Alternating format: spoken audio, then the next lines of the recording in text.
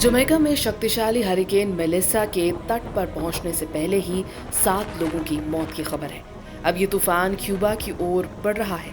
Melissa के Jamaica से टकराने से पहले ही बिगड़ते हालातों के कारण 7 मौतों की पुष्टि हो चुकी थी। 3 मौतें जमैका में, 3 हैती में और 1 डोमिनियन रिपब्लिक में हुई।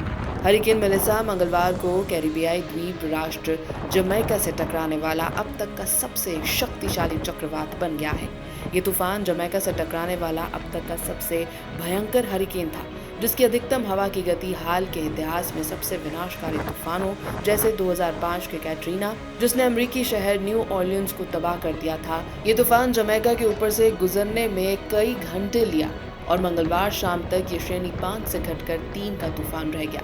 लेकिन अब भी शक्तिशाली मेलिसा क्यूबा और बाद में बहामास की ओर बढ़ रहा है।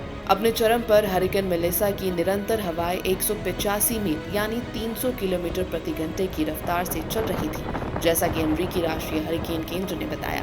ये श्रेणी 5 तूफान के न्यूनतम मानक 157 मील प्रति घंटे से कहीं अधिक था, जो सैफिर सिम्पसन पवन पैमाने की सर्वोच्च श्रेणी है।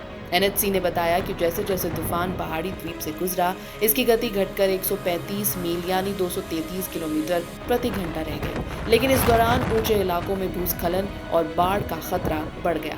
पूर्वानुमान के अनुसार हरिकेन उत्तर पूर्व की ओर मुड़ते हुए क्यूबा के दूसरे सबसे बड़े आबादी वाले शहर सेंटियागो डे क्यूबा की दिशा में बढ़ेगा। क्यूबा के राष्ट्रपति मिगेल डियाज कैनल ने राज्य समाचार पत्र में प्रकाशित संदेश में कहा, हमें आज दोपहर और शाम तक इसके मुख्य प्रभाव महसूस होने लगेंगे और नागरिकों से निकासी आदेशों का पालन करने की अपील की।